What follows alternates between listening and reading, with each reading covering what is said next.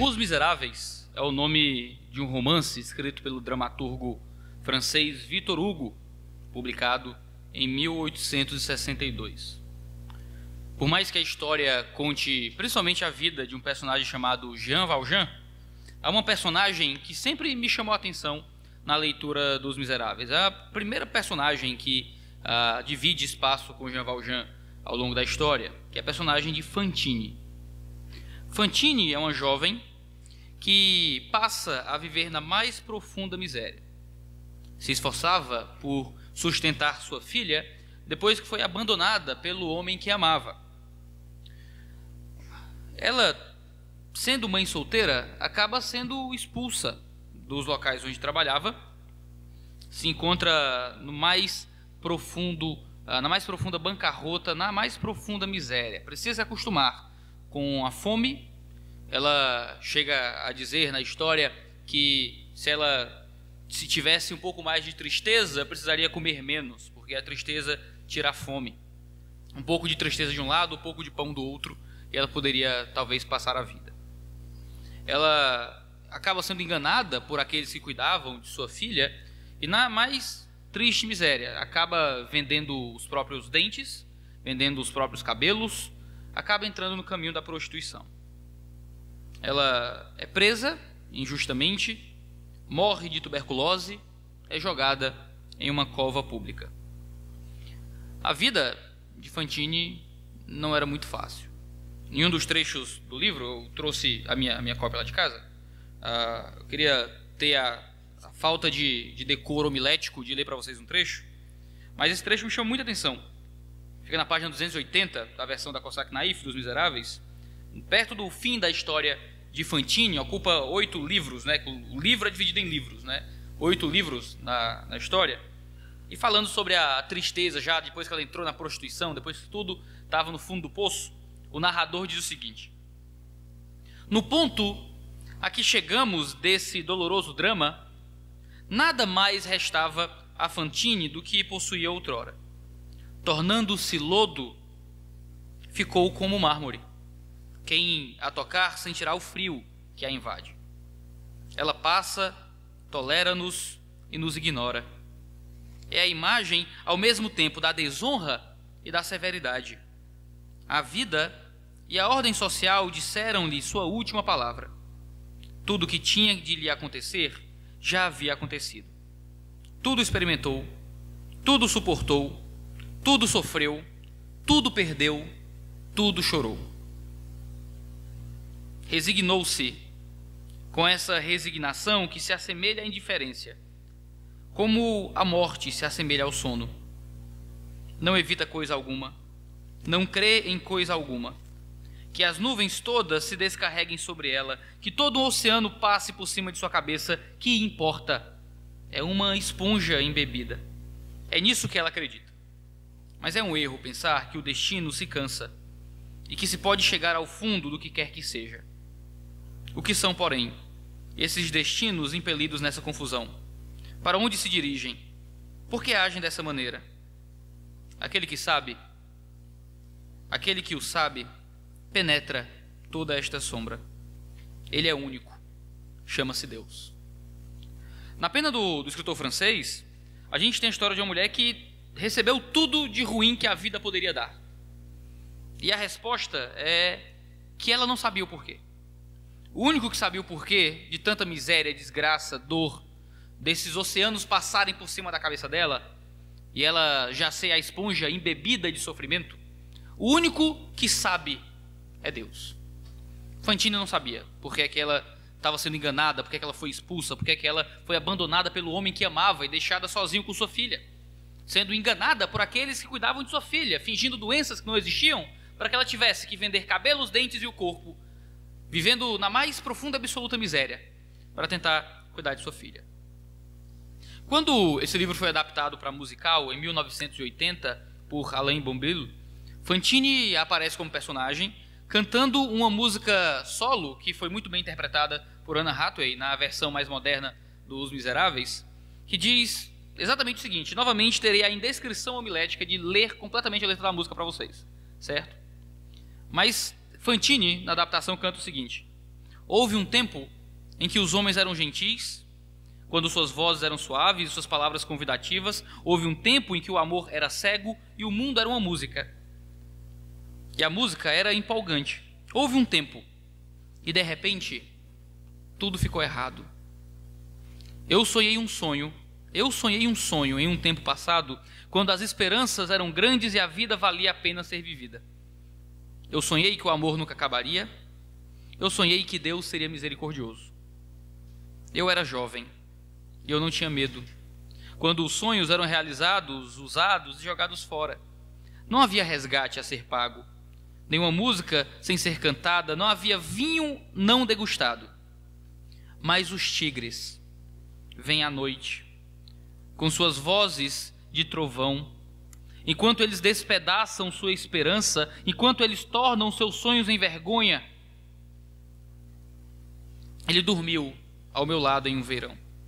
Ele preencheu meus dias com maravilhas sem fim. Ele levou minha infância. Mas ele foi quando o outono veio. E ainda assim eu sonhei que ele voltaria para mim e que viveríamos os anos juntos. Mas existem sonhos que não podem ser sonhados. E existem tempestades que não podem passar. Eu tive um sonho de que minha vida seria tão diferente deste inferno que eu vivo. Tão diferente do que a vida agora parece ser. Mas agora, a vida matou o sonho que eu sonhei. A experiência de Fantini com a realidade é uma cena de mais profunda miséria e abandono. É alguém que vivia uma vida normal, é seduzida por um jovem, se apaixona, engravida e é abandonada. E na sociedade pré-revolucionária da França, onde se passa o romance, a miséria não é a miséria que a gente costuma ver à nossa volta. É morte, é fome, é desdentamento, é uma situação de vida das mais terríveis, expectativas de vida das mais baixas. Fantini teve o seu sonho morto pela vida. Ela lamenta ter perdido aquele que a amava. Ela sonhou que a vida seria boa e que Deus seria misericordioso. Mas há tigres que vêm à noite e que mastigam os nossos sonhos. Jó parece encarnar a miséria de quem foi abandonado. No entanto, diferente de Fantini, Jó não é abandonado como mãe solteira pelo seu amor juvenil. Jó, assim como Fantini, se sente abandonado pelo próprio Deus. Jó teve uma vida boa, a vida parecia de esperança. Jó tinha sonhos realizados, a vida de Jó era maravilhosa. Mas há tigres que vêm à noite e que mastigam os sonhos que muitas vezes nós temos. Jó é abandonado por Deus. Os sonhos de Jó são despedaçados. Jó é abandonado pela sua esposa. Jó é abandonado pelos seus amigos. Jó parece ter sido abandonado pela vida. Jó parece ter sido abandonado por Deus. Eu imagino qual seria a canção de Jó. Como Jó cantaria a vida. Não temos músicas compostas por Jó, pelo menos não registradas no Novo Testamento, mas nós temos a letra dos lamentos de Jó, e a sua miséria é muito bem cantada. Mas veja, Jó não sofre sozinho, Jó sofre em comunidade. Assim como Fantini sofria com pessoas à sua volta. Mas Jó não encontra o consolo e a ajuda que Jó precisava. Quando a gente entra no capítulo 4 da carta do livro de Jó, capítulo 4, 5, 6 e 7 de Jó, é o que nós vamos olhar hoje com um pouco mais de cuidado. Jó 4 a Jó 7. A gente tem o primeiro confronto que alcança Jó. A partir de Jó 4, capítulo 1. A gente não vai ler o texto inteiro, a gente vai passando por ele ao longo da nossa meditação. Jó encontra um amigo chamado Elifaz. Elifaz ouve o lamento de Jó e Elifaz passa 2 capítulos falando com Jó. De Jó capítulo 4, verso 1 até Jó 5, verso 27, 2 capítulos aí inteiros de Jó, Elifaz responde ao seu amigo. Provavelmente Elifaz devia ser o mais velho daqueles 3 homens que estavam perto de Jó. E o resumo daquilo que Elifaz diz ao nosso protagonista choroso e doído é que o sofrimento de Jó vinha por causa de seu pecado. Se Jó se arrependesse, ficaria tudo bem. Esse é o resumo dos 2 capítulos do homem sábio aconselhando o seu amigo. Esse sofrimento é por causa do pecado. O arrependimento resolveria tudo. Jó responde a Elifaz. É o que nós encontramos em Jó capítulo 6, verso 1, até o fim de Jó 7, verso 21. Onde nós temos Jó respondendo a essa primeira acusação de Elifaz. Veja que o livro de Jó, ele tem 3 rodadas interrompidas, incompletas, de acusação e defesa. A gente tem o primeiro amigo fala com Jó, Jó se defende. O segundo amigo fala com Jó, Jó se defende. O terceiro amigo fala com Jó, Jó se defende. Então acontece uma outra rodada. Amigo 1, defesa. Amigo 2, defesa. Amigo 3, defesa. Então a terceira rodada, amigo 1, defesa. Amigo 2, defesa. No que seria o terceiro amigo, entra, não é, uma interrupção nessa história. Um plot twist, como dizem no cinema. E um outro personagem é adicionado. A gente vai olhar para essas 3 rodadas aí de acusação e defesa no livro de Jó. A gente olhou para cada capítulo individualmente, capítulo 1, capítulo 2, capítulo 3. Agora a gente vai olhar para blocos um pouco maiores em Jó, porque esses blocos representam, certo, essas acusações e defesas que vão surgindo ao longo do livro. Nesse primeiro momento de acusação e defesa, é o momento em que a gente encontra a teologia certa para a dor errada. E os amigos de Jó tentando aplicar na vida de Jó verdades, mas verdades que não cabiam a Jó. A vida traz para Jó um tormento muito grande ao usar os seus amigos como parte dos aguilhões do sofrimento que recaem sobre ele em tanta miséria. Quando a gente olha para o que fala Elifaz, a partir do versículo 1, ele começa perguntando de forma um tanto sarcástica até e dura a Jó se ele confiava em Deus ou não. É o que a gente vê do verso 1 ao verso 6. Então Elifaz, o temanita, tomou a palavra e disse: se alguém tentar falar, você vai ter paciência para ouvir? Mas quem poderá conter as palavras? Veja bem, você ensinou a muitos e fortaleceu mãos cansadas. As suas palavras sustentaram os que tropeçaram e você fortaleceu os joelhos vacilantes. Mas agora, quando chega a sua vez, você perde a paciência. Ao ser atingido, você fica apavorado. Você não tem confiança no temor de Deus? Não tem esperança na integridade de seus caminhos? Elifaz não é misericordioso durante o sofrimento de Jó. Jó fala coisas duras, Jó perde as estribeiras, Jó erra naquilo que ele fala sobre Deus, mistura verdade e mentira por causa do seu sofrimento e da sua dor, de tão intensa que era. E Elifaz não oferece um ombro amigo naquele momento. Ora, aqueles amigos até conseguiram chorar com Jó diante da dor de Jó. Mas eles não conseguiram chorar com Jó durante a confusão de Jó. Quando Jó verbaliza o que doía. Jó podia chorar calado.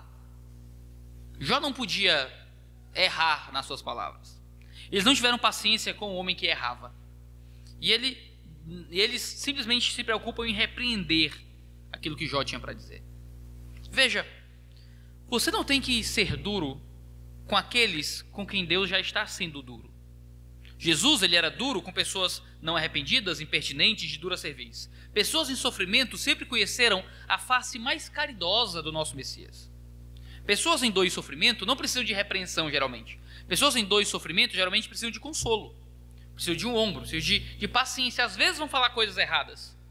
E o modo como a gente as instrui é com paciência. A vida já está sendo dolorosa com elas. Os tigres já vieram à noite mastigar os sonhos e as existências daquelas pessoas. A gente não precisa, às vezes, ser duro com quem já está em dor. Quem já está em dor precisa conhecer, geralmente, consolo, misericórdia, graça, e não mais pancada na cabeça. Mas é muito doido o modo como Elifaz trata Jó, porque Elifaz diz: olha, Jó, havia joelhos cansados e você os levantou. Pessoas trôpegas, né, você fortaleceu mãos que já estavam fatigadas. Haviam joelhos vacilantes e você os fortaleceu. Mas e agora? Aí quando o sofrimento te pega, tu vai fraquejar, é? Eu leio esse trecho aqui de Jó e eu fico com pena de Jó, sinceramente.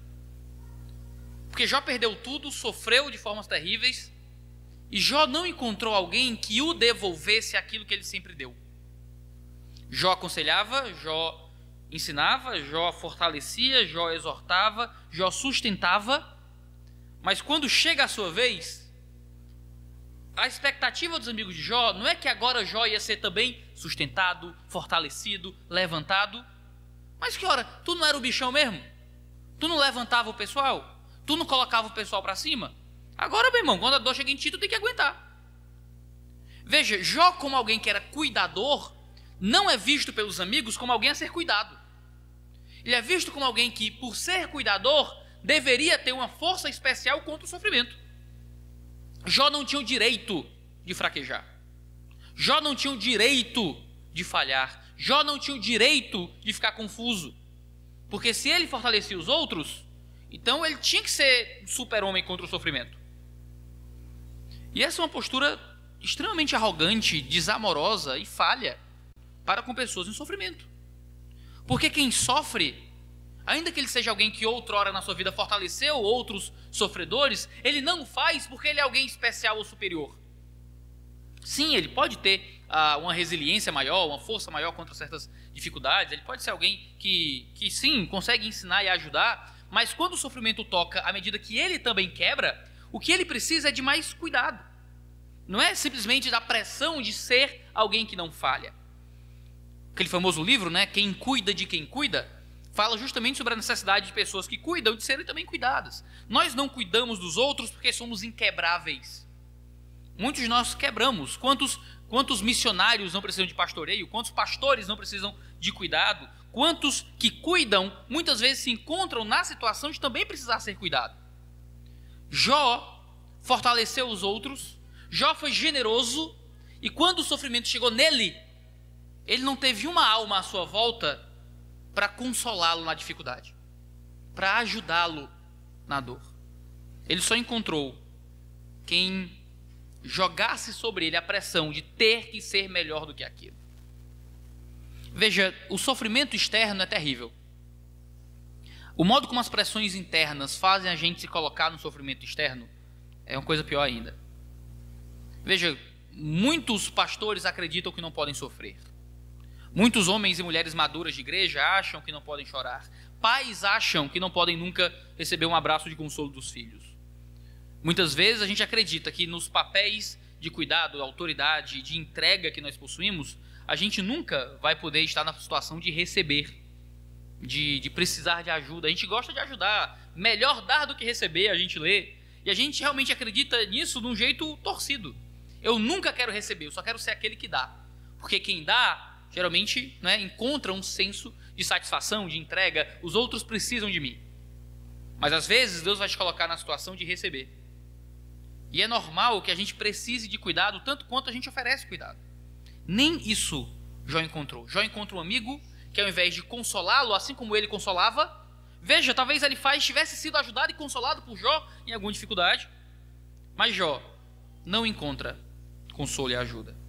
Ele encontra mais pressão para que ele fosse impecável, perfeito, diante do momento de dor. Isso parece papo de igreja liberal, mas não é, certo? Mas a gente precisa dar para as pessoas o direito de errar, o direito de sofrer, de chorar, de falar coisas que nem acredita.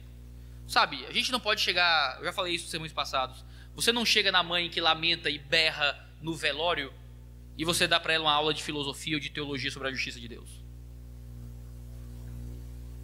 Você espera a dor passar, você oferece o ombro.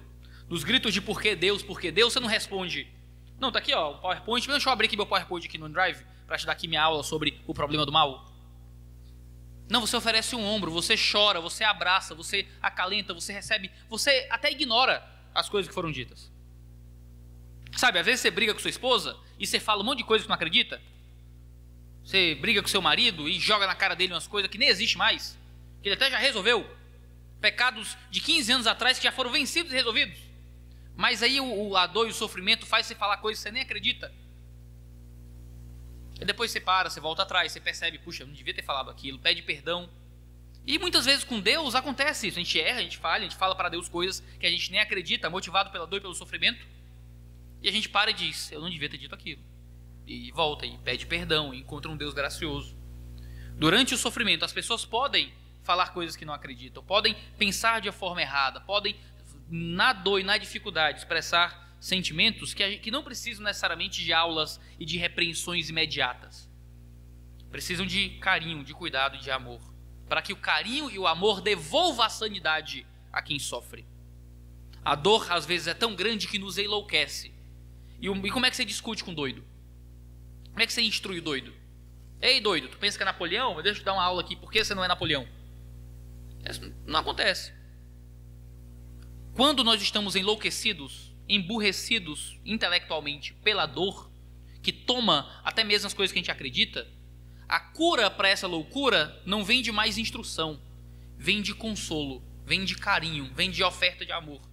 Que cura, ajuda a curar as nossas dores para que a gente possa voltar a pensar com a razão e com a fé que nós realmente temos.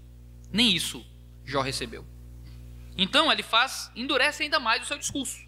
E a partir do versículo 7, ele diz que ninguém inocente sofreria tanto quanto Jó estava sofrendo. Ninguém que não estivesse com sérios problemas com Deus sofreria daquele jeito. Ele vai dizer a partir do versículo 7, pense bem, será que algum inocente já chegou a perecer?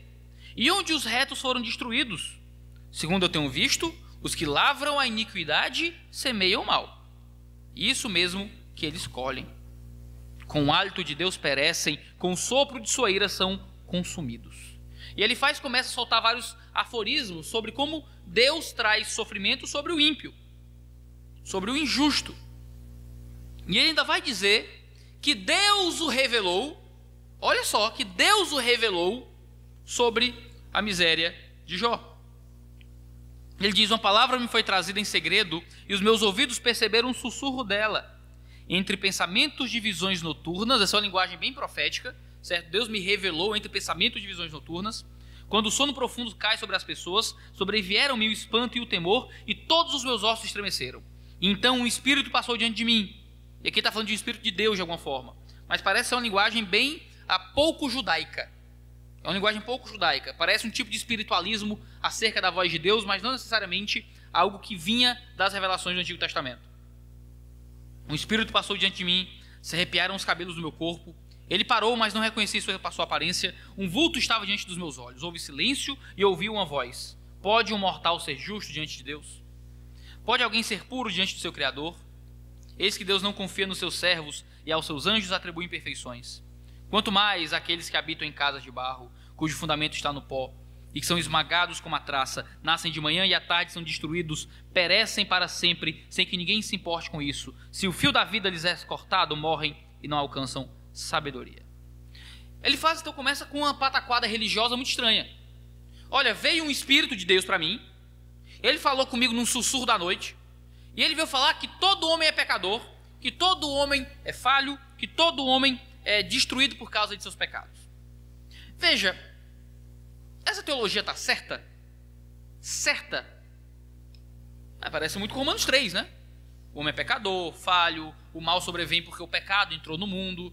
Realmente esse espírito aqui angelical que parece falar coisas certas. Há algumas coisas estranhas na revelação desse espírito ele faz. Diz que Deus atribuiu imperfeições aos anjos. Em nenhum outro lugar do Antigo ou do Novo Testamento você vai ler que Deus deu imperfeição a anjo. Não parece o tipo de linguagem que a gente encontra na angelologia. Não parece ser um discurso muito coerente. Lembre, o livro de Jó, e aqui é talvez um pulo do gato no processo de interpretação do livro de Jó que você tem que saber. O livro de Jó é um livro de teologia ruim, certo? O livro de Jó é um livro de teologia ruim que Deus ofereceu para que a gente saiba o que é a teologia ruim. Então veja, muito do discurso de Jó é o narrador falando, é Deus falando, isso é perfeito. Parte do discurso de Jó são amigos de Jó falando coisas erradas. Então a gente lê o discurso dos amigos de Jó como a gente lê Satanás falando com Jesus no deserto. É uma mentira, é uma falsidade, é um erro. Os amigos de Jó estão falando coisas mentirosas, falsas e erradas. Um Deus que dá defeitos a anjos e tudo mais. Mas veja, como é que ele aplica essa revelação que ele teve desse espírito à noite à vida de Jó? Ele julga Jó como alguém que estava em dor e em sofrimento por causa do pecado que era comum aos homens. Ele julga Jó com base no estilo de vida de Jó. Jó estava em sofrimento, logo Jó estava em pecado. Só que essa é uma visão completamente torta acerca do modo como Deus organizou o mundo. Nós não sofremos simplesmente porque pecamos pecados particulares. E nós não ficamos bem, e ricos e prósperos porque nos arrependemos ou o que quer que seja. Isso é pura teologia da prosperidade. Sabe, o primeiro grande teólogo da prosperidade não foi Kenneth Hagin, não é os grandes nomes como Benny Hinn, ou o pessoal no Brasil, como Silas Malafaia, Marco Feliciano, esse pessoal neopentecostal, de jeito nenhum, né? Universal, Bispo Macedo. O primeiro grande teólogo da prosperidade foi Elifaz. Elifaz chega e com a voz do diabo diz: você está mal, tua vida está ruim por causa do pecado. Se não fosse o pecado, você estava melhor. E essa visão completamente errada de como a vida funciona. Quando nós olhamos para o Antigo Testamento, nós vemos várias e várias vezes Davi perguntando: por que é que o ímpio prospera? Por que é que o justo sofre? Essa é a realidade da Bíblia. Veja, Caim e Abel, logo no começo de tudo, quem era o santo, quem era o justo, quem era o correto? É aquele que foi assassinado. Quem era o pecador, o que fugiu de Deus? Foi aquele que saiu e construiu uma cidade. O santo é assassinado pelo próprio irmão, enquanto o ímpio se torna o governador e o fundador de uma nova cidadela. Você vai lendo o Antigo Testamento e sim, há uma relação direta entre prosperidade e miséria para o povo de Israel. O povo, como comunidade, como representante de Deus aos povos, quando se arrependia, Deus os prosperava. Quando viviam orgulhosos, Deus os derrubava. Mas a realidade que era dada ao povo, à cidade, não se materializava de forma direta em cada indivíduo. O erro daquele pessoal que acreditava nessas ideias podia ser pegar as promessas de Deuteronômio, e provavelmente o livro de Jó é muito anterior a isso, mas pegar promessas possíveis de Deus sobre a prosperidade dos justos e transformar isso na prosperidade de cada justo. Veja, Deus prospera a igreja, mas nem todo crente enriquece. Veja, a Bíblia diz que as portas do inferno nunca prevalecerão sobre a igreja nunca morrerá, mas algumas igrejas fecham. Por quê? Porque foram ímpias? Porque se abandonaram o Senhor? Às vezes as circunstâncias individuais não são as mesmas das circunstâncias coletivas. Há muitas promessas ao povo de Israel, aos santos, mas essas promessas nem sempre se aplicam diretamente ao indivíduo. O erro de Elifaz é achar que, por causa do pecado de forma geral, todo mundo que estava em sofrimento é porque estava se intensificando nesse caminho de pecado. E por causa das promessas de bênção de forma geral, todo mundo que prosperava é porque era santo de uma forma especial. Isso não é verdade. Isso não é verdade. O santo pode perecer em dor, em sofrimento e em doença. Você pode ser generoso, ofertar, dar dinheiro, dar esmola para pobres, dar dinheiro para a igreja, ofertar na obra missionária e falir. Você pode ser ganancioso, ser alguém que guarda todo o seu dinheiro, que não compartilha com ninguém, que não ajuda nenhum pobre e ficar mais rico. Sabe qual é o nome que a Bíblia dá para isso? É abandonar o homem aos seus próprios desejos. É a linguagem de Romanos 3. Você é ganancioso? Seu Deus é o dinheiro? Pois toma mais um pouquinho de dinheiro aí. Toma mais do teu Deus. E às vezes o ímpio prospera. Às vezes o homem justo perece. Por quê? Por quê? Como a gente leu nos Miseráveis, quem o sabe é único. E ele é Deus. Deus organiza a nossa vida, a nossa história do jeito que Ele quer. As lições que Ele quer nos passar, aquilo que Ele quer nos ensinar, provém da mão dEle. Nós não podemos achar que as coisas darem errado é um sinal de que Deus não está nos aprovando. Ou que as coisas darem certo é um sinal de que Deus está feliz com a gente. Às vezes essa vida dá certo e a nossa alma está longe do Senhor. Às vezes as coisas dão errado e Deus está nos aprovando do céu. Nós não podemos atrelar o valor que Deus nos dá, não podemos atrelar a aprovação que Deus nos entrega através de Cristo com as circunstâncias dessa vida. Você pode bater o carro, perder dinheiro, o cano da sua casa pode estourar, você pode ficar sem conseguir dormir, você pode adoecer, pode tudo estar dando errado. E ainda assim, Deus está aprovando você, porque você confia em Cristo Jesus. Da mesma forma, tudo pode dar certo, você foi promovido no trabalho, achou dinheiro na rua, não é? Conseguiu uma promoção boa de viagem, está tudo indo bem. E ainda assim você está debaixo do juízo e reprovação de Deus. Porque o modo como vai a sua vida não representa o modo como Deus está relacionado com você. O que é que representa o favor de Deus? É estarmos sujeitos à obra perfeita de Cristo Jesus. É estarmos confiantes naquilo que Ele fez. ele faz, infelizmente, julga Jó com base no modo como Jó estava recebendo as circunstâncias da vida. Sabe, oponentes políticos que atacam os seus adversários com a vida deles? Eu ouvi muito isso por aí, sempre que surgiam pessoas com ideias dissidentes no cenário político, alguém dizia, mas isso aí é um fracassado, sustentado pela mulher, não sei o quê, está passando dificuldade financeira, aquilo, isso, aquilo. E eu sempre ouvia isso, e eu sempre lembrava de Elifaz, sabe? Você tentar diminuir o outro para dizer que ele vale menos. Olhar para a dificuldade de vida do outro como se isso significasse pouco. Aquilo ali mora de favor. E a grande questão é, e daí? O homem justo, santo e bom não pode passar por dificuldades financeiras na vida? Homens santos, justos e bons não podem viver vidas de provação e sofrimento? Homens canalhas, cretinos, malignos podem prosperar também. Conheci muita gente canalha, podre de dinheiro. Conheci muita gente maligna, mais saudável do que muito crente. Conheci muita gente justa, santa, gente que você não tem coragem de falar alto, sabe? Gente tão santa que você não tem coragem de brincar muito. Você meio que você fala até com um tom de respeito. Com a saúde em frangalhos. Por quê? Quem o sabe é Deus. Nós nos sujeitamos à soberania e à bondade de Deus. Nós não nos julgamos, não julgamos os outros pelas circunstâncias da vida, porque quem nos coloca nas circunstâncias é Deus. E é a Ele a quem nós nos submetemos. E veja, Elifaz aplica a teologia certa na dor errada. Porque assim, o sofrimento entrou no mundo por causa do pecado. Isso não significa que os sofrimentos entram em nossa vida por causa de pecados particulares. Sim, o sofrimento faz com que o mundo caia em dor e em incerteza. E olha a sagacidade de Elifaz. Ele diz, olha, todo mundo pecou, todo homem é pecador, então você também. Então se arrepende e vai ficar tudo bem. Veja, como é que alguém se defende disso? Como é que alguém se defende de uma acusação dessa? Todo mundo é pecador, você também é pecador, então se arrepende do pecado. Ora, é claro que eu sou pecador. É claro que Jó era pecador. É claro que Jó teria pecados a se arrepender. Mas essa não é a questão. A questão está relacionada ao fato de que Jó não estava sofrendo por causa de algum pecado particular.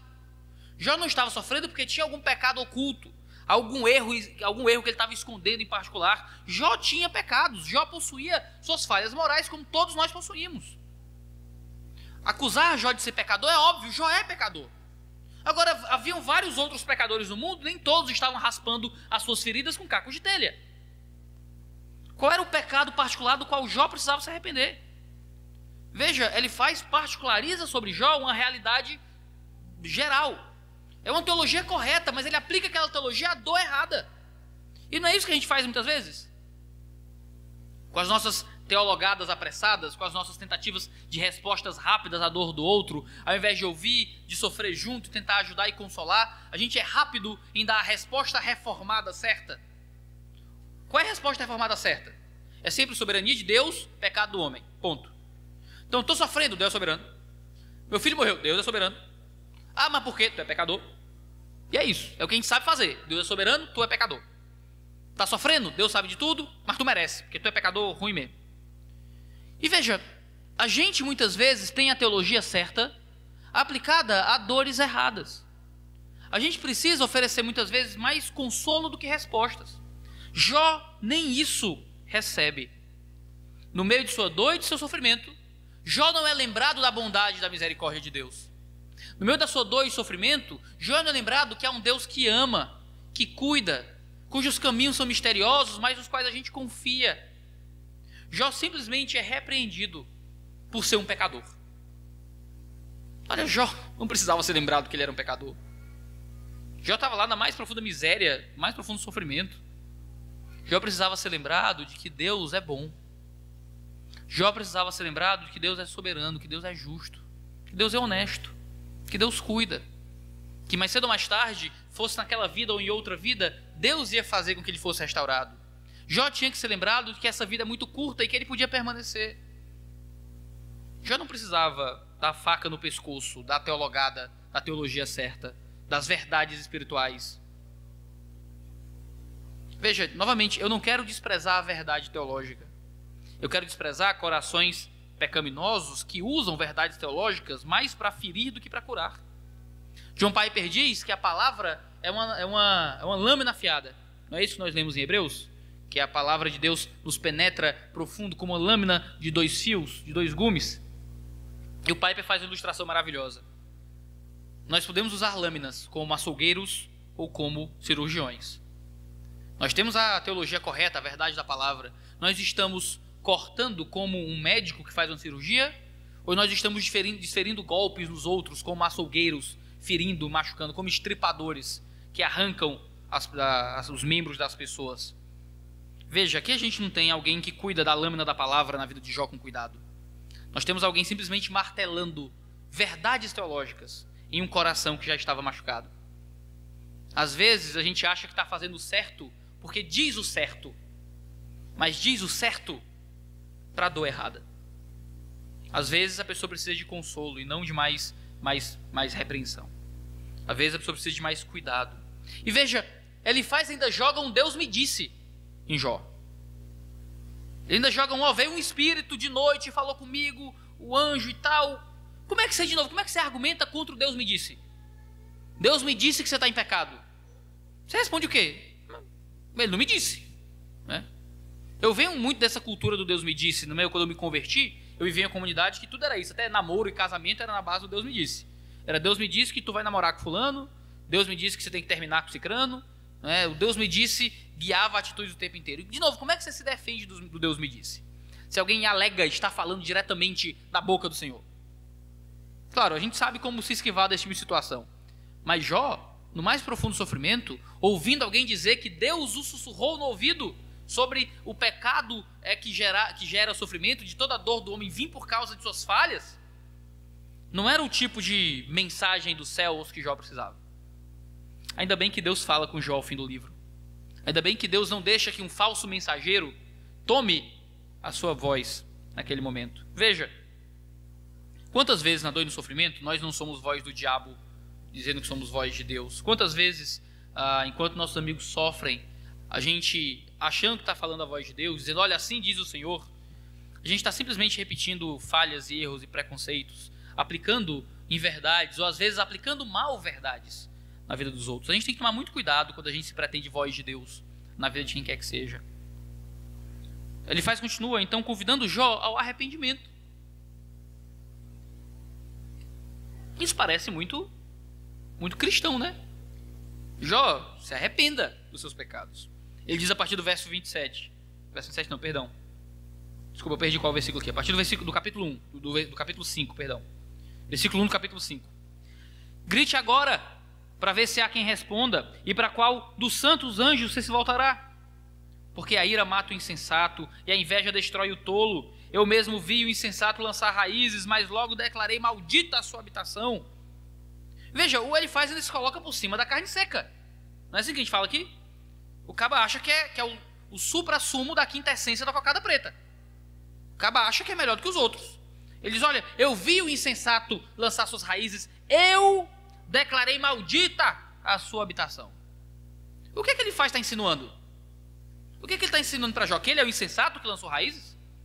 Que ele é o pecador que prosperou? E ele lançou maldição sobre a casa do insensato? Significa que Jó estava sofrendo porque ele merecia ser amaldiçoado, porque ele estava prosperando como um tolo? Que ele tinha várias coisas e prosperava, lançava raízes na sua casa, mas ele merecia ser amaldiçoado? Ele está acusando Jó de prosperar em meio a pecados ocultos, ao meio de caminho de insensatez. E veja, ele faz ainda um de canalha para cima de Jó, certo? É o tipo de coisa que nem o pior inimigo faz. E se tem um amigo que deveria consolá-lo fazendo. Olha a partir adiante como ele continua dizendo. Os filhos dele, aqui do insensato, estão longe do socorro. São espezinhados nos tribunais e não há quem os livre. A sua colheita o faminto devora, arrebatando até o que se encontra no meio de espinhos. E o sedento suga os seus bens, porque a aflição não vem do pó e o sofrimento não brota do chão.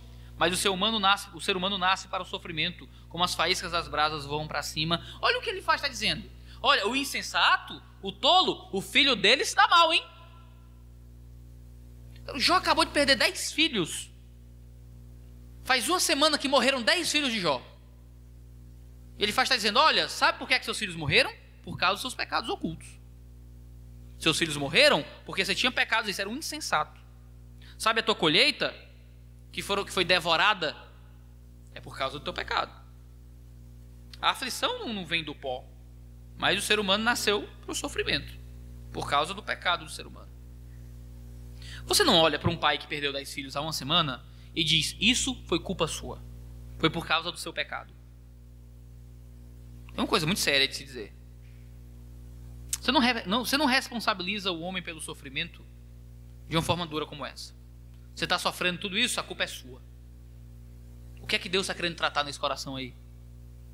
Quais são os pecados ocultos que você tem praticado? É por isso que seus filhos morreram. Não é algo que se diz. A gente tem um homem cheio de certezas teológicas, aplicando, já aqui no caso, a teologia errada na do errado. Irmãos, sim, a gente deve ter certezas teológicas, mas a gente tem que ter muita cautela ao achar que as aplicações dessas verdades são sempre fáceis nas vidas dos outros. A gente tem que tomar cuidado até nas nossas repreensões. Então a gente tem Elifaz novamente se colocando por cima da carne seca, dizendo, quanto a mim, eu buscaria a Deus, e a ele entregaria a minha causa. Como se Jó não tivesse buscado a Deus. Ele está insinuando que Jó está sofrendo porque não buscou o Senhor, porque não estava a Deus em oração. O cara toda vez sacrificava pelos filhos. Tem um Jó que ora e agradece a Deus no meio do sofrimento. Ele deu e ele tomou, tudo é dele, que não peca com os lábios. Então chega alguém dizendo, olha, mas você está vivendo assim porque você não orou. Busque Deus, busque ao Senhor. É Deus quem faz chover sobre a seca, é Deus que cuida dos enlutados. E ele ainda diz que Deus estava o punindo porque ele era um astuto. Deus frustra o plano dos astutos para que não possam realizar seus projetos. Ele apanha os sábios na própria astúcia deles, e o conselho dos que tramam não chega a vingar. De dia eles encontram as trevas, e no meio-dia andam tateando como se fosse noite. Você está sofrendo, Jó, por causa do seu pecado. Então se arrependa. Ele diz, então, bem-aventurado é aquele a quem Deus disciplina. Portanto, não despreze a disciplina do Todo-Poderoso, porque ele faz a ferida e ele mesmo faz sarar. Ele fere e as suas mãos curam. Isso é verdade, irmãos. Ele fere e ele faz sarar. Sim, irmãos, é verdade. A gente não pode desprezar a disciplina do Todo-Poderoso. Sim, irmãos, é verdade. Bem-aventurado aquele a quem Deus disciplina. Mas, de novo, é a teologia certa para a dor errada. São verdades teológicas, sim. Mas veja, aquele homem está em dor e em sofrimento. Sim, Deus disciplina o filho que ama. Mas o que faz ele faz ter tanta certeza de que aquele sofrimento era uma disciplina de Deus. E é engraçado porque se nós não tivéssemos Jó 1 e Jó 2 revelando o conselho celeste que mostra Deus do lado de Jó, a gente poderia acreditar que ele faz está certo. Deus deve estar disciplinando o seu filho, aleluia. Mas Deus não estava disciplinando Jó. Deus não estava punindo Jó. Elifaz tem certeza que é isso, mas Elifaz não tem acesso ao trono de Deus. Elifaz não tem acesso às revelações dos céus. Muitas vezes, durante a dor e o sofrimento, muitas pessoas que falam em nome de Deus podem jogar o peso de teologias certas sobre ombros que sofrem. E a gente tem que lembrar que muitos não têm acesso ao trono de Deus, assim como nós não possuímos. Veja, muitos de nós possuem o Elifaz interior, em que nós ficamos dizendo para nós mesmos que deu errado porque a gente pecou. Não funcionou por causa daquilo. Não deu por causa daquilo lá. Meu casamento está assim porque antes de casar eu fiz o que não prestava. A minha vida não está indo bem, meu trabalho não está indo legal porque na verdade eu saí de casa e briguei com minha mulher. Sabe, a gente cria relações completas de causa e efeito, de casualidades intensas de eu fiz alguma coisa errada, as coisas vão dar errado. Eu aconselho muitos jovens, não só na Manaim, mas em ministérios em que eu participo, muitas vezes aconselhando, no seminário, no GAP, que sempre se preocupam. Pastor, eu errei no meu namoro. Pequei, toquei onde não devia, fiz o que não deveria. Tem ainda como meu casamento ser feliz? E veja, na mente das pessoas há uma relação direta de casualidade entre eu cometer erros no meu namoro e a qualidade experiencial do meu casamento. E veja, assim, pode existir uma relação direta assim. Mas veja, isso significa então que o contrário é verdadeiro? Tive um namoro santo, justo e puro, logo serei pleno e completamente feliz no meu casamento. E você pode casar virgem e casar mal. Certo? Você pode casar virgem e casar mal. Porque pureza sexual não é tudo. Íntima relação, não há uma íntima relação entre nossa experiência de fuga do pecado e as coisas darem certo na nossa vida. Às vezes a nossa santidade vai deixar a vida mais difícil. E às vezes o nosso pecado deixa a vida mais fácil. Nós não estamos vivendo em santidade porque a gente espera uma recompensa divina nessa vida. Nós não estamos fugindo do pecado porque a gente acha que isso vai fazer com que as coisas deem certo nessa vida. Nós estamos fugindo do pecado porque a gente está esperando outra vida. Uma recompensa além daqui, uma recompensa para a eternidade. Dizer que Jó estava sofrendo por causa do pecado, que aquilo era uma disciplina direta, é idiota, sabe? É idiota no mais sentido grego da palavra. A ideia de idios, alguém que não consegue ver nada além de si mesmo. Alguém que é preso à vida, sabe, de si, que não entra na vida pública, na vida social, alguém que não se entregava à democracia. Esse era o idiota no sentido grego. Ele faz um idiota. Ele não consegue ver Jó. Ele não consegue olhar para Jó e ver um ser humano, ele só consegue se ver. As próprias crenças e ideias e projeta isso em Jó. Narciso acha feio tudo que não é espelho. E aqui a gente tem um Elifaz transformando Jó num espelho. Ele não consegue olhar para Jó e ver Jó. Ele olha para Jó e vê simplesmente respostas certas, que eram completamente erradas, falsas, porque ele aplica na vida de alguém que sofre verdades que podem ser verdades, mas que também poderiam não ser, como não eram na vida de Jó. A frase final de Elifaz é um negócio terrível.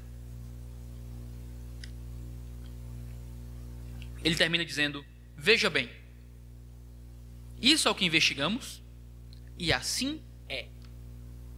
Ouça e medite nisso para o seu bem. Ouça e medite nisso para o seu bem. É de uma arrogância imensa. E é o tipo de arrogância contra a qual nós lutamos quando a gente vive em uma época que não existe mais verdades. Não existe mais certezas. A gente não sabe mais, não é, o que é o certo e o que é a mentira. É um tempo de pós-verdade, de fake news, de relativismo. E a gente, como cristãos, detentores da verdade da palavra, geralmente se sente muito compelido a correr para outros extremos. Assim investigamos, assim é, escute isso para o seu bem. Elifaz não dá espaço para dúvida, não dá espaço para questionamento, não dá espaço para correções, não dá espaço para erros dele. Parece que Elifaz é alguém impecável. Ora, o anjo lá que apareceu para Elifaz não disse que todos os homens são pecadores? Isso inclui Elifaz. Por que ele não se porta com a humildade de alguém que pode também estar julgando mal? Jó ouve aquilo. Jó ouve aquelas certezas que não provêm de Deus. Porque muitos homens podem ter certeza absoluta das mentiras também. E Jó responde, a partir do capítulo 6. Capítulo 6 e capítulo 7 é Jó respondendo. Primeiro, Jó lamenta a Deus. Porque o que é que a gente faz quando o sofrimento se agrava pelo espinho daqueles que estão à nossa volta? Então Jó respondeu: se minha queixa de fato pudesse ser pesada, e contra ela numa balança se pusesse a minha miséria. Esta, na verdade, pesaria mais que as areias dos mares. Por isso é que as minhas palavras foram precipitadas. Veja, Jó, no capítulo 3, fala coisas erradas sobre Deus. Jó, no capítulo 4, já reconhece que se precipitou nas coisas que disse. Mas veja, Jó faz ele calcula um peso aqui, ele tem um senso de proporções. Pesa o que eu falei e pesa o meu sofrimento. O que eu falei não foi nada comparado com o peso que está colocado sobre mim. Porque as flechas do Todo-Poderoso estão cravadas em mim. O meu espírito sorve veneno delas. Os temores de Deus se armam contra mim. Será que o jumento selvagem zurra quando está junto à relva? Ou será que o boi berra junto ao pasto? Pode-se comer o sal, sem sal, o que é insípido? Ou haverá sabor na clara do ovo? Aquilo que minha alma recusa tocar, isso agora é minha comida repugnante. Quem dera que se cumprisse o meu pedido, aqui o pedido de morte, e que Deus me concedesse o que desejo, que fosse do agrado de Deus esmagar-me, que soltasse a sua mão e acabasse comigo. Isso ainda seria minha consolação. e eu saltaria de contente na minha dor, que é implacável, porque não tenho negado as palavras do santo. E aqui Jó, veja que loucura, é que Jó defende a sua santidade. É uma situação muito estranha, não é? Porque se alguém me acusa de ser pecador, eu sou mesmo, fazer o quê? Mas Jó não está sendo acusado de ser pecador. Jó está sendo acusado de ser um pecador impenitente, de ser alguém descrente, de ser alguém que vive uma vida de pecados ocultos que o levam à desgraça e ao juízo de Deus. E Jó diz, sim, eu fui insensato. Sim, eu falei umas besteiras aqui na minha dor e no meu sofrimento. Mas eu tenho seguido a verdade. Eu não tenho negado a palavra. Eu não tenho negado aquilo que Deus fez por mim. Não tenho negado as palavras do santo. Por que esperar se já não tenho forças? Por que prolongar a vida se meu fim é certo? Por acaso a minha força é a força da pedra? Ou é de bronze a minha carne? Não encontro socorro em mim mesmo, foram afastados de mim os meus recursos. Olha que a linguagem de Jó. Cara, minha pele não é de metal não, gente. Gente, eu não tenho sangue de barata, eu não tenho, sabe, eu sou gente. Jó defende a sua santidade e Jó defende a sua fraqueza. Jó defende o seu direito de ser fraco. Jó defende o seu direito de sofrer. Engenheiros do Havaí tem uma música em que canta: se eu tivesse a força que você pensa que eu tenho, eu cravaria no metal da minha pele o seu desenho, né? É uma declaração de amor acerca da força que um julga que o outro tem. Jó está dizendo, gente, minha pele não é de metal não, gente. Eu não tenho a força que vocês julgam que eu tenho. Eu sou crente. Eu amo a Deus, eu estou em Cristo Jesus. Eu estou firme em Deus, gente. Sim, eu sou falho, sim, eu sou pecador, sim. Minha pele não é de ferro. O sofrimento é tão grande que eu preferia que Deus me matasse. Mas eu não tenho negado as palavras do santo. Veja, nem sempre é orgulho e altivez defender a sua fé, a existência da sua fé. Às vezes a gente acha que humildade é sempre assumir a doutrina do pecado. Então eu sou pecador mesmo, eu sou do mal, oh meu Deus do céu, é um poço de maldade dentro de mim. Não, eu sou ruim, entre eu e o ímpio tem diferença, eu sou o próprio diabo, não é? E eita, calma aí, gente. Tudo bem, a gente confessa a nossa maldade e o nosso pecado, mas essa não é toda a verdade. Sim, somos maus, pecadores falhos, mas existe um pouco mais de verdade além disso. Somos redimidos, somos alcançados, somos transformados, somos trazidos para um caminho de fé. Sim, a gente reconhece nossos pecados, como Jó reconheceu. Mas quando tentam jogar sobre nós o peso de que cada pequeno sofrimento da vida veio por falta de um exercício de declarar e tomar posse da nossa fé, de que a gente está sofrendo porque é descrente, Jó diz, espera aí, eu não tenho negado as palavras do santo. Não sou perfeito, acabei de falar coisas sensatas, mas eu tenho ouvido o que o santo fez por mim, eu tenho seguido o que o santo fez por mim. Não deixa Satanás te convencer de que você não é crente porque está sofrendo. Não deixa o Elifaz do teu coração te convencer de que o teu sofrimento é um jeito de Deus dizer que você não é crente. Porque é fácil quando o Elifaz está fora. A gente bloqueia do WhatsApp. Quando o Elifaz está no nosso coração, a gente tem que confrontá-lo com a palavra.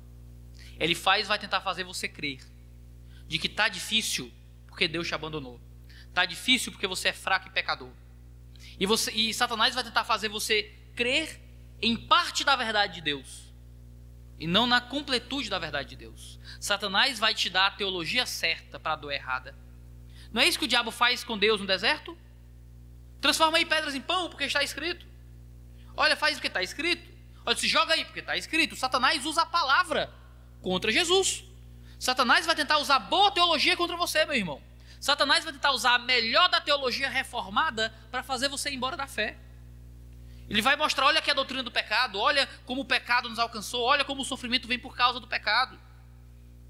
Como é que alguém crente pode sofrer tanto assim? Esse sofrimento significa que Deus não está do teu lado porque você é pecador mesmo. Quem sabe você não é o eleito. Talvez você não seja salvo. Olha essa pregação do Paul Washer. Como essa pregação do Paul Washer está aqui para te mostrar como você é falho e pecador. Esse vídeo vai para a internet, talvez eu me dê mal por isso, certo? Mas deixa eu colocar essa frase muito bem explicada. Mas às vezes Satanás vai tentar usar as melhores e ortodoxas pregações para te convencer de doutrinas corretas e tentar te levar para o inferno através delas, aplicando a teologia certa para a dor errada. Sim, todos somos pecadores. Sim, todos somos fracos. Sim, todos somos falhos. Mas não só isso.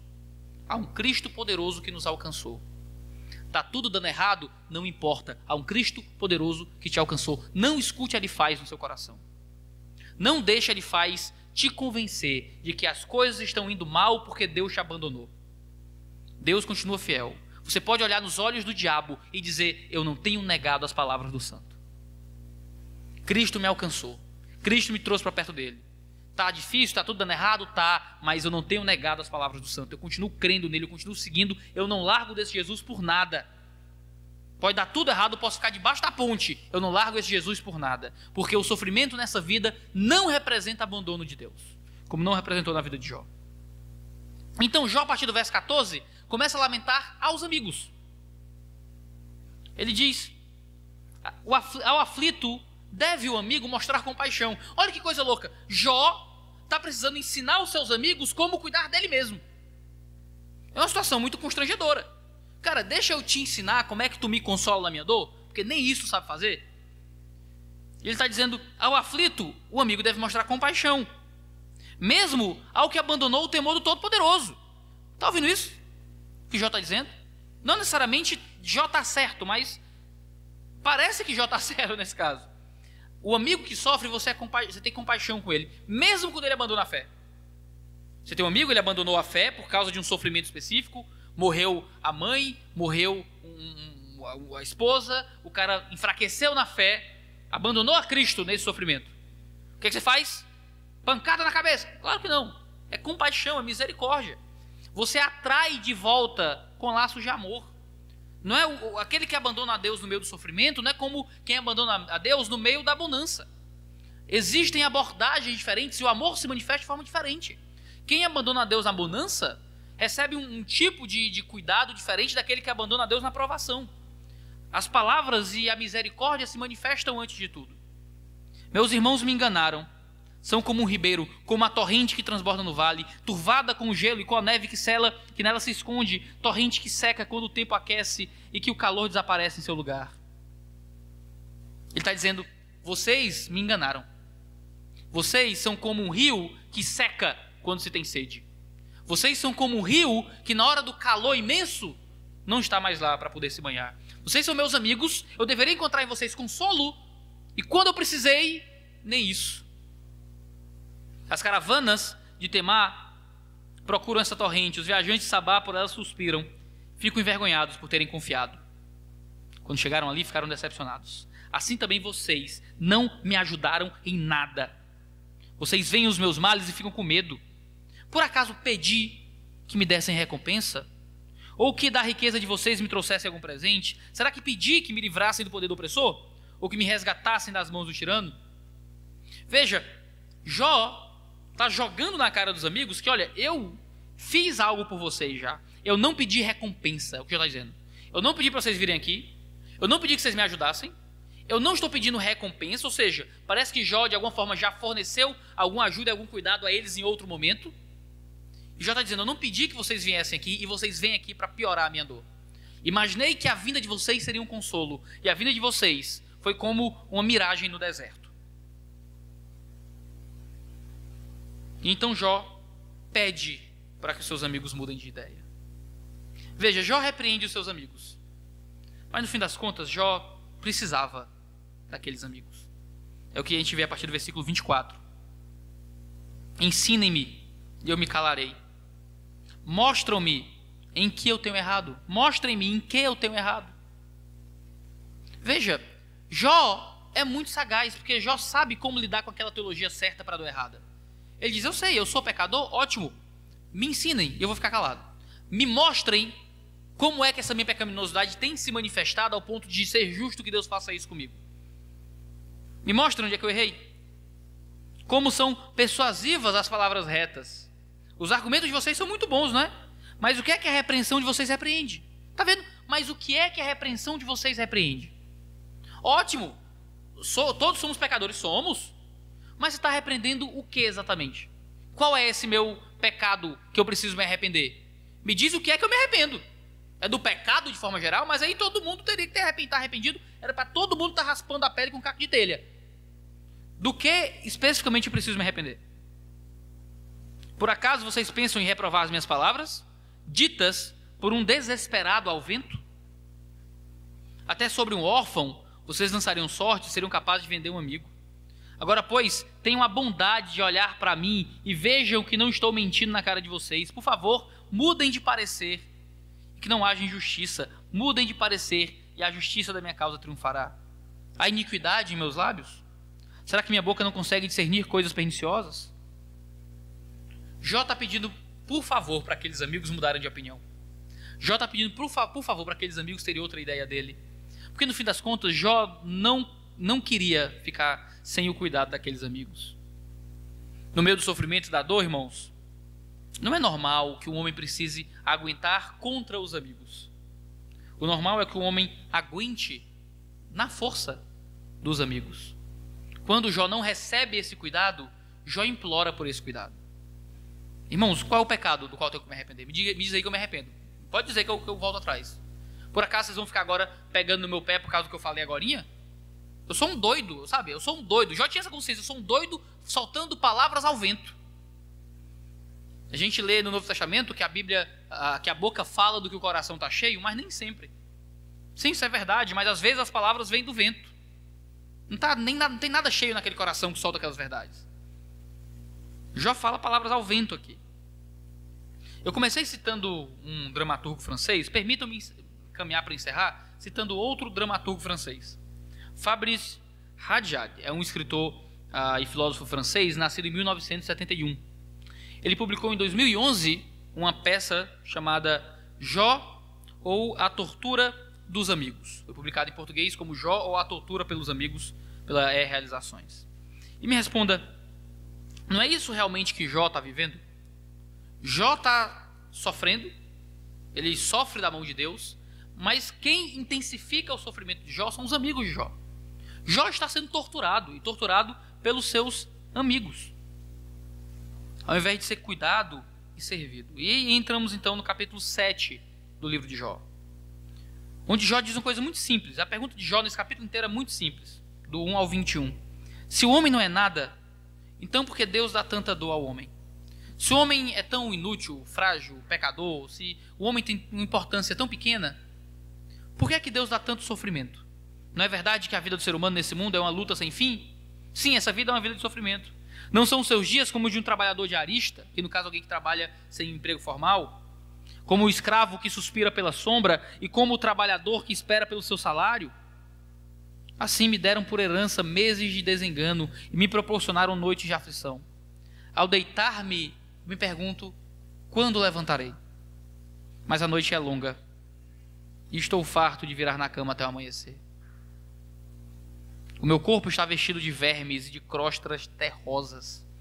Eu falei com a doutora Rebeca da igreja, Rebeca, que doença é essa que sai verme da pele do indivíduo?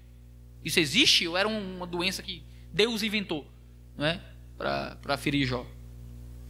Saem vermes da pele de Jó. A minha pele racha e de novo forma pulso.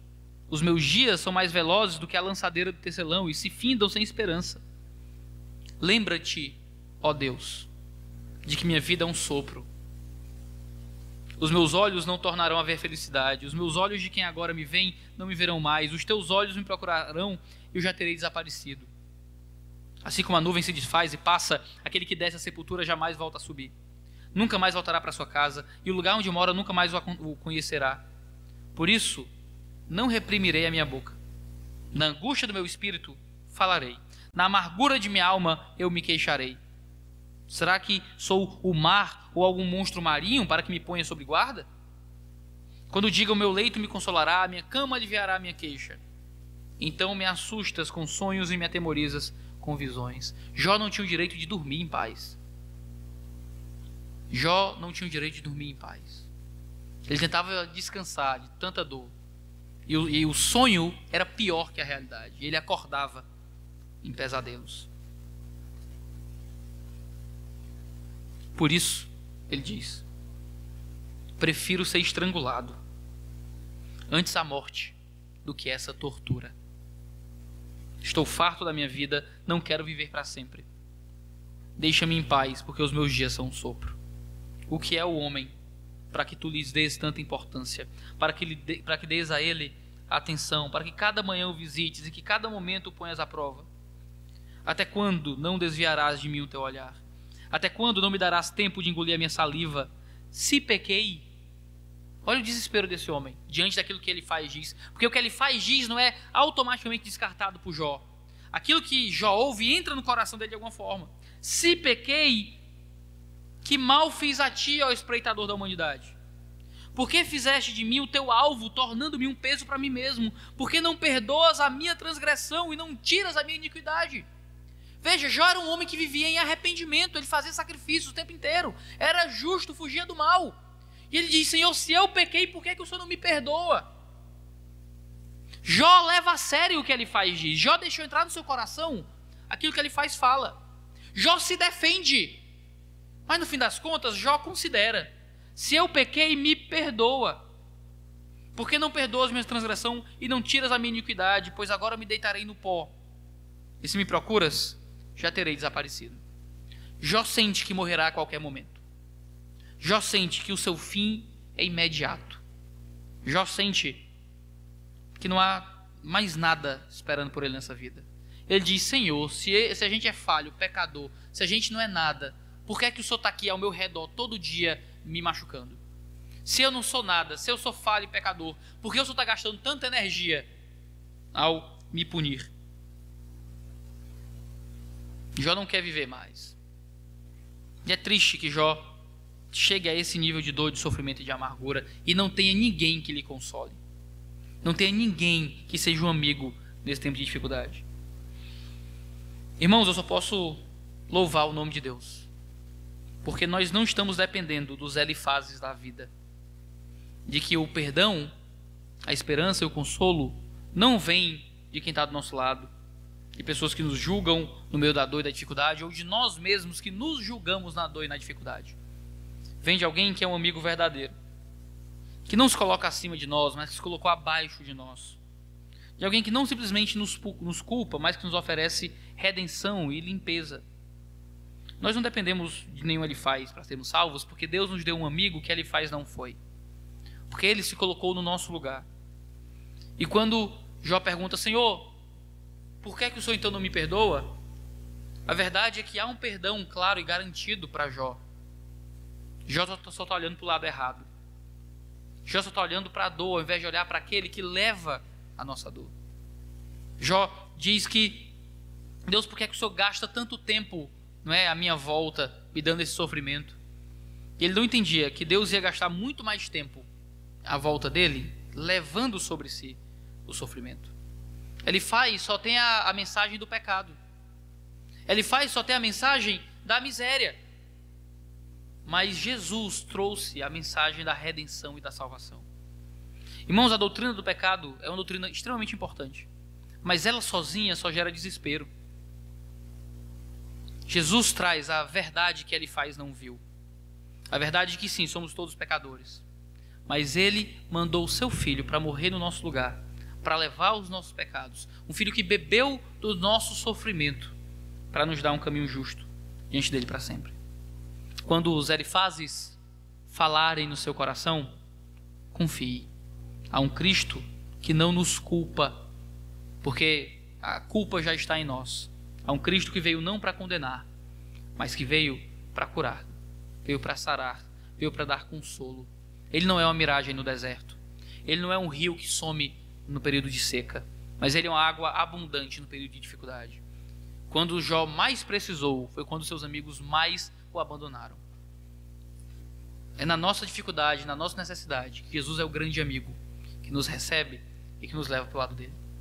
Que a gente possa encontrar consolo, porque os Elifazes da vida nem sempre estão à nossa volta. Nem sempre é alguém que vai sentar do nosso lado. Os Elifazes da vida muitas vezes estão no nosso coração, na nossa mente, no nosso interior. E há um Cristo que vem para calar a boca daquilo que a gente diz para nós mesmos, das falsas pregações que nós pregamos para nós, das teologias certas que nós aplicamos às dores erradas em nossas próprias vidas. E confiamos naquele que nos oferece um caminho de limpeza e de redenção. Jó pergunta o que é o homem. E há um Deus que vira homem, que participa dos sofrimentos do homem, para que nós possamos então ser unidos a Ele para sempre. Vamos agradecer a Deus por isso.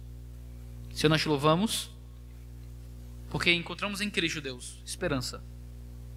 Te louvamos porque Cristo é quem nos cura, Cristo é quem nos dá meios de sobrevivência na dificuldade. Obrigado, Deus, porque não dependemos dos nossos corações de Elifazes, dos nossos corações que nos acusam, mesmo quando não temos motivo de sermos acusados. Dá a nós o espírito de Jó, quando ele reconhece que é pecador e que pede por misericórdia. Mas tira de nós, Deus, o espírito de Elifaz, que acaba nos acusando e relacionando a nossa fé às circunstâncias da vida. Nos ajuda, Deus, a continuar aprendendo do livro de Jó. Senhor, te louvo, no teu santíssimo nome. Amém.